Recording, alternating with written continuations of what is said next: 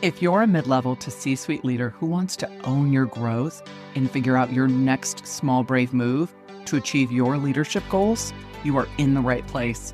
Welcome to the Small Brave Moves podcast, a weekly deep dive on how to be braver in leadership and in life for exceptional results. I'm your host, Nicole Bianchi, best-selling author, certified master executive coach, NSA certified speaking professional, chief bravery officer, and tough talk expert.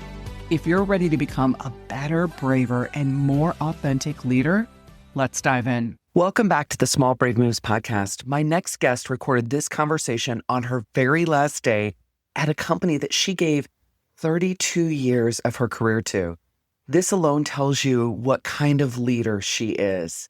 Denice Biocca rose through some of the most operationally demanding industrial environments in the world to become the CHRO of GE Vernova's $20 billion power segment, building a reputation for being the candid, steady partner that CEOs call when the stakes are at the highest and the truth is the hardest to hear.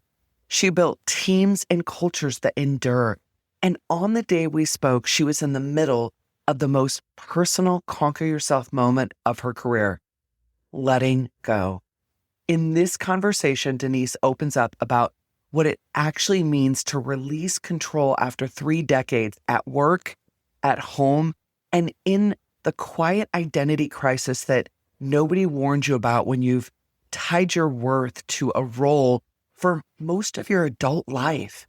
She gets candid about the hardest leadership work she's ever done, not managing a global workforce, but letting go of one, her team, her identity, and her need to keep everyone safe. So this one is as real as it gets. Please welcome Denice Biocca to the podcast. I am so excited to have her here today and to join the conversation around conquering yourself, not others. So welcome, Denise. Thanks, Nicole. I'm just excited to be here, and it's always good to see you. Well, Denise, I want to jump into this, and I want to start here because this is where leadership actually gets real. When we talk about conquering ourselves, not others, it sounds good, but in practice, it can be really uncomfortable, which I know you've experienced as well. So take me into a real moment, recent if possible, where you caught yourself trying to control a person or an outcome and had to shift back into leading yourself instead.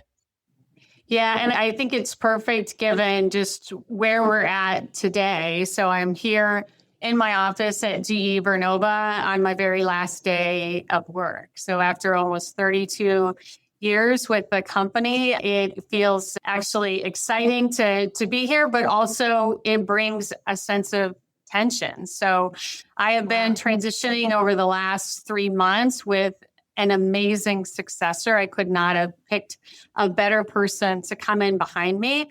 And in the last 30 days, I've really felt this need to let go. I had to, in fact, just stop attending some meetings because people felt compelled to answer my question, to follow up and do research. And really at this stage, most of my questions are really for curiosity versus I'm driving the direction of the team at this stage. And that's been really hard. The other area, and I don't know about you, Nicole, but for me, so much of my leadership lessons start at home. And so when I reflected on what's an example of me trying to control another person, I think back to the Thanksgiving before last when my son Akeem came home from his first semester at Auburn University, where he was an engineering student, and said, I'm not going back in the spring semester because I'm enlisting in the Army.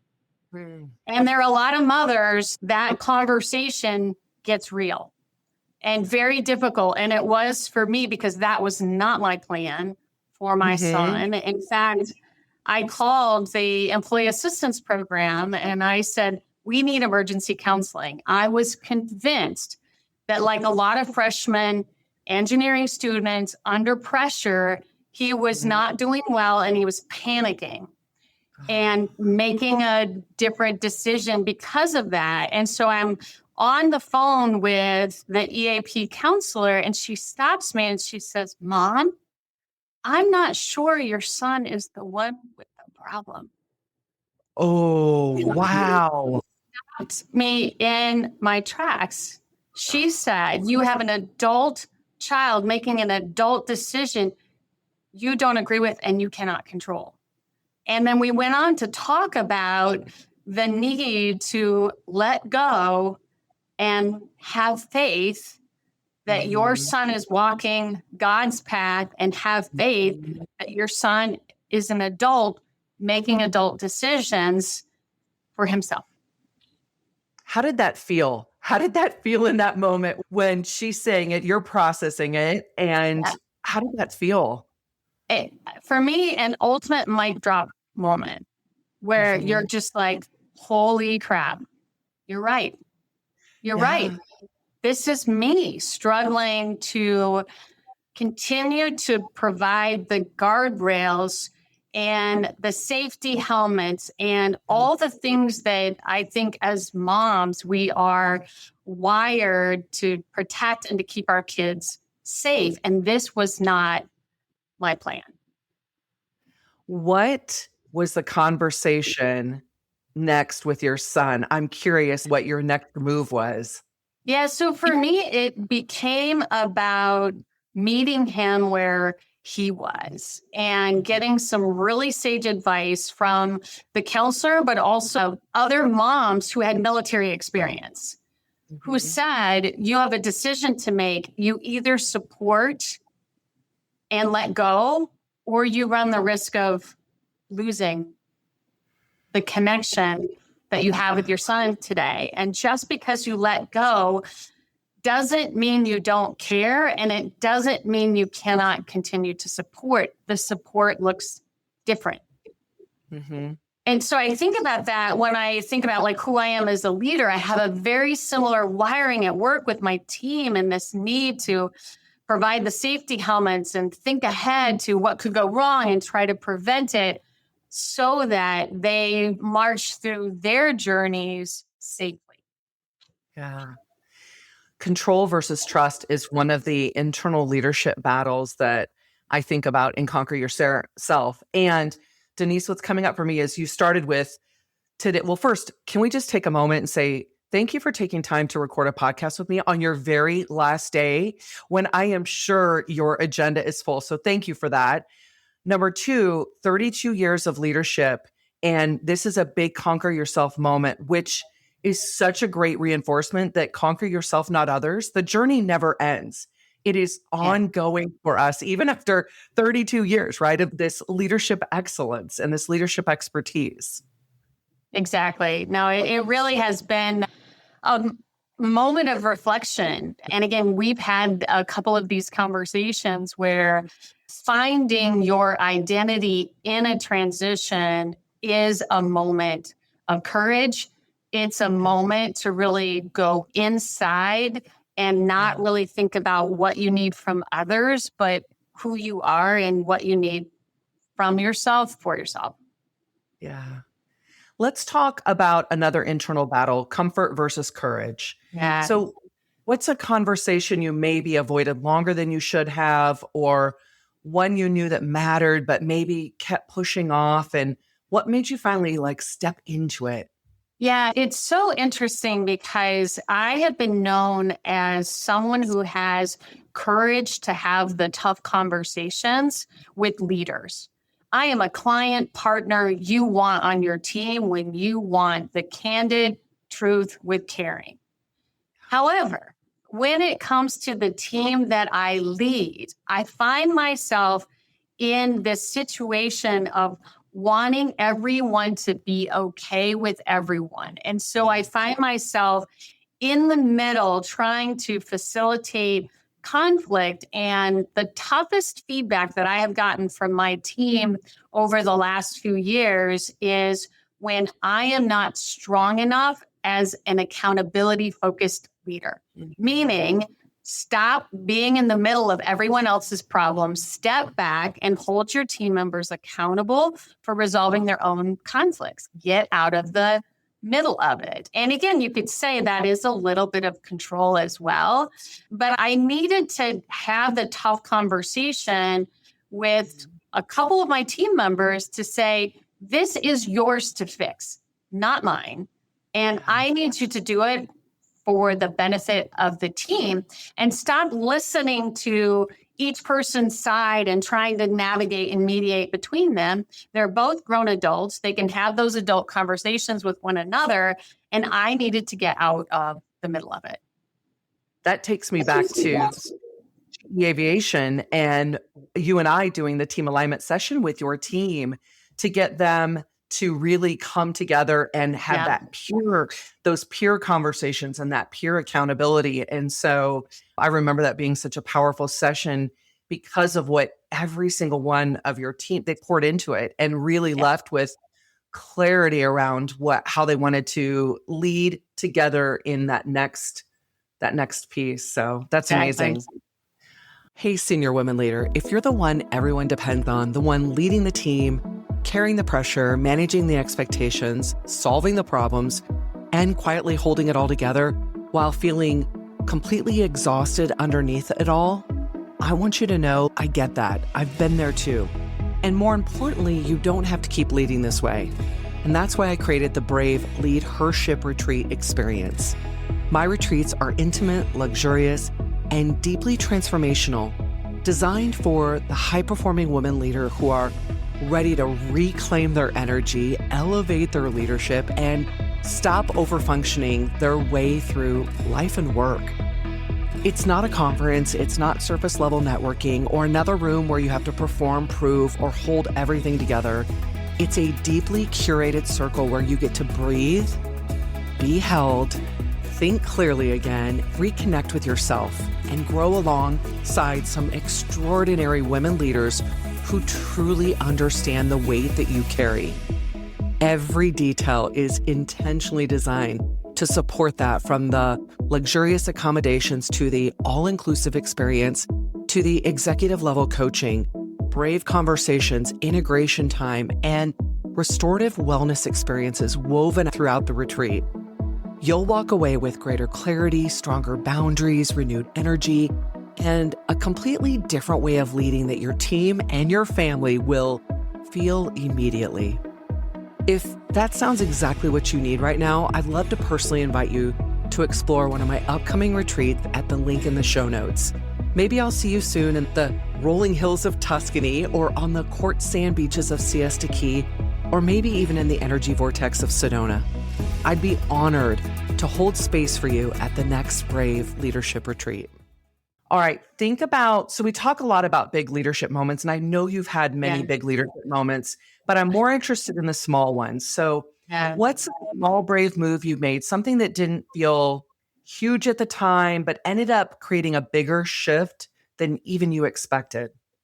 I feel like I'm in it now, and maybe it's the now that kind of clouds your reflection on the history, but it is really leaving my role.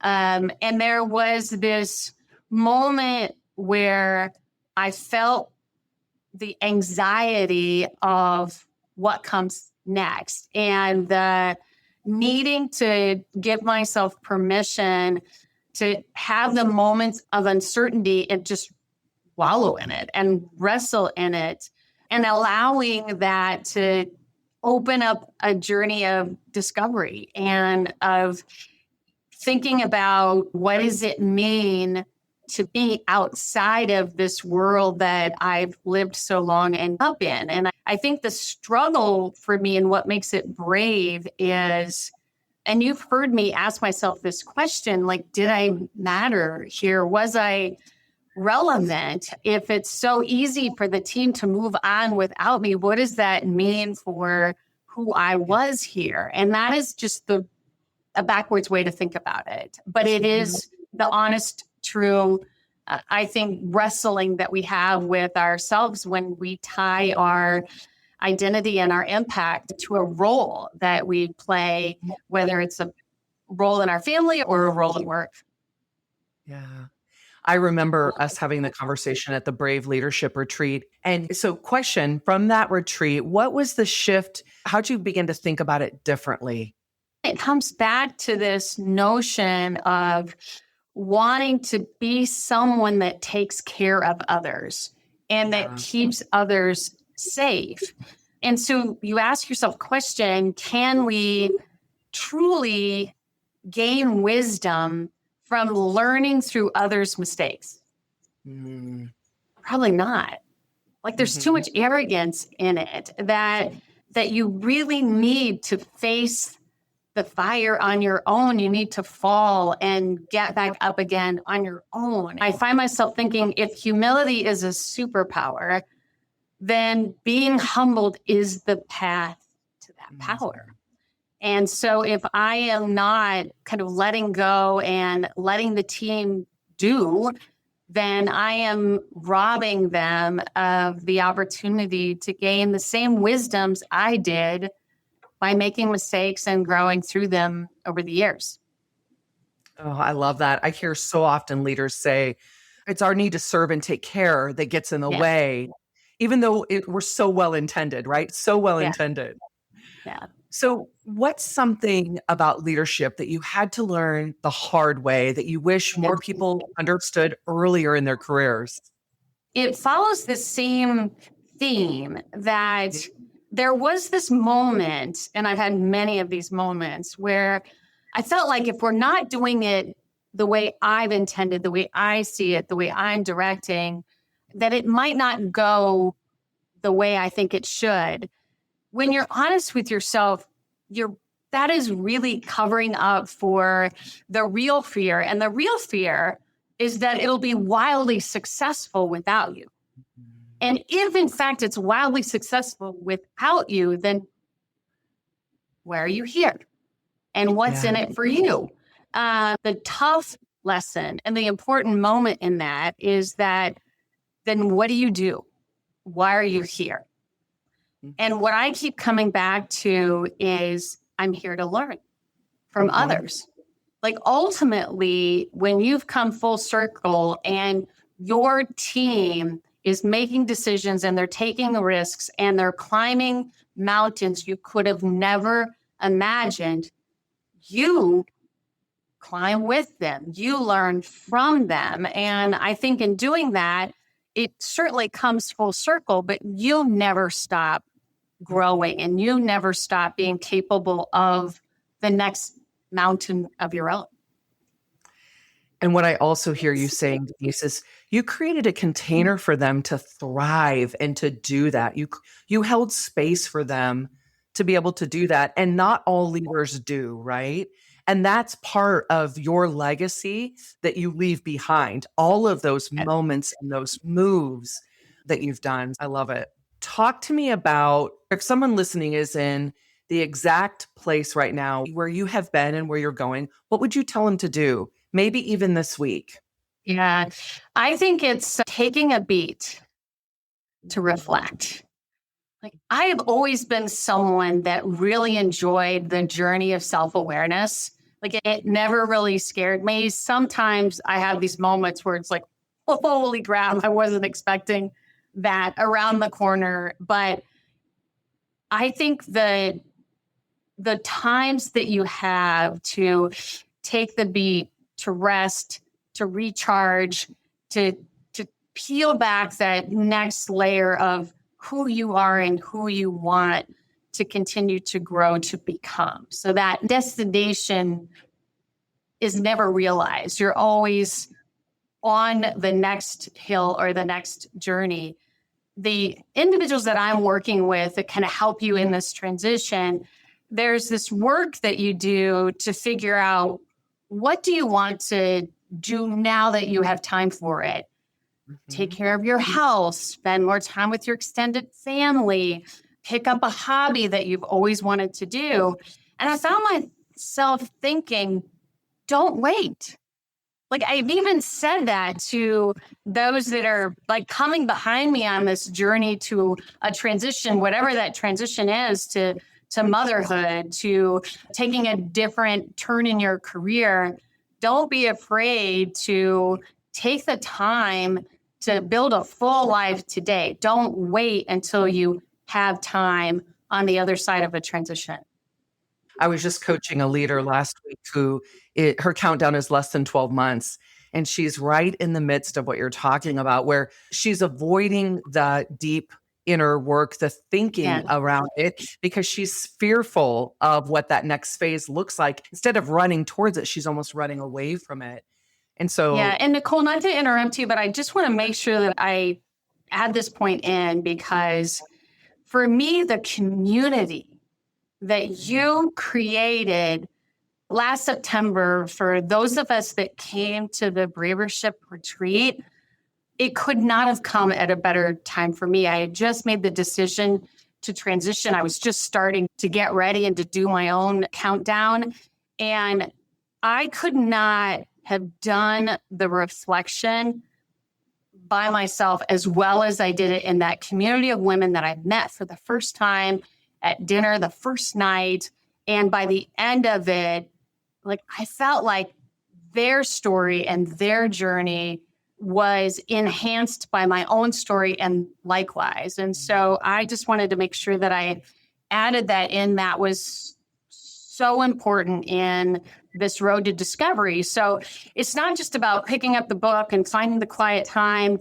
Yes, those things can help. But for me, the community of women in particular that are in similar stages was absolutely game-changing.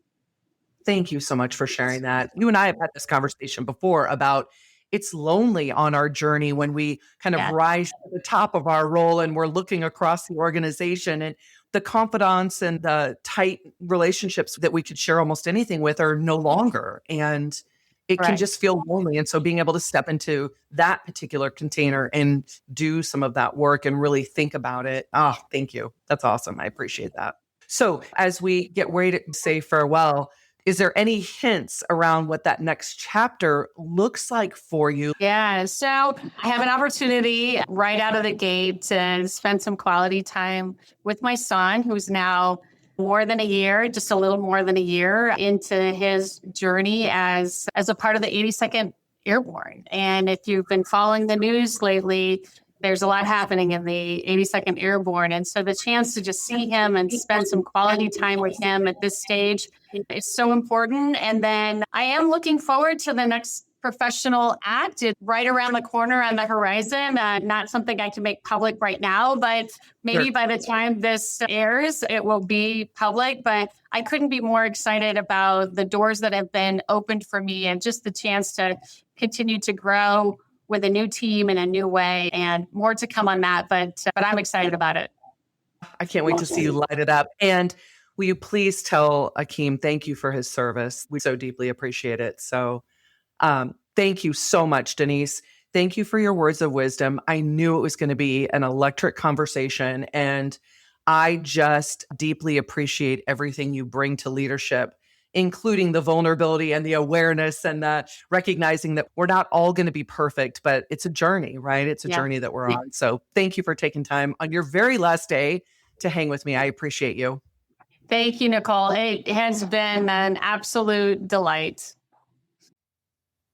Thank you for joining me for this episode of the Small Brave Moves podcast. If you're wanting to take this work even deeper, I'm here to help. From engaging in inspirational keynote speeches to transformational coaching and workshops for leaders and teams, page-turning books, online courses, and enlightening leadership development retreats. There are so many ways that we can work together to take your leadership to the next level. For more information, check out the show notes, and let's do this together, one small brave move at a time. See you next week.